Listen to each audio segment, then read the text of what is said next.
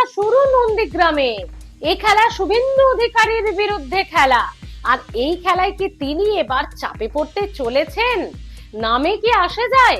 ওরে বাবা, নামেই বোধহয় সব আসে যায় নন্দীগ্রামে।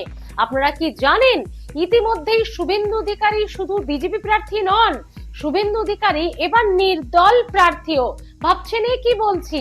ঠিকই শুনছেন, বিজেপি প্রার্থী শুভেন্দু অধিকারীর ভোট কাটতে এবার আরো এক শুভেন্দু অধিকারী চলে এসেছেন ভোটের ময়দানে নন্দীগ্রাম থেকে নির্দল প্রার্থী হয়ে লড়তে।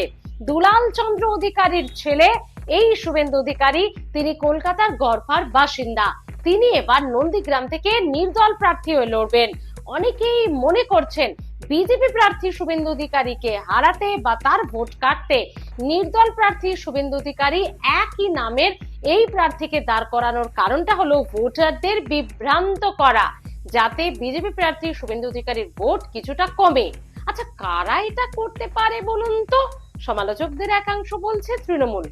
আপনিও কি সেটা মনে করছেন? এই খেলাটা কারা খেলতে পারে, কাদের, কি উদ্দেশ্যে, অবশ্যই জানাতে ভুলবেন না। আর এটাও বলবেন, এতে কি বিজেপি প্রার্থী শুভেন্দু অধিকারী সত্যির ভোট কমবে? সত্যি কি তিনি চাপে পড়তে পারেন এই নামের খেলাতে, শুভেন্দু অধিকারী বনাম শুভেন্দু অধিকারীর খেলাতে? কিভাবে দেখছেন পুরো বিষয়টি জানাতে ভুলবেন না কমেন্ট বক্সে। ভালো থাকুন, সাবস্ক্রাইব করে রাখুন বেঙ্গল ভয়েস।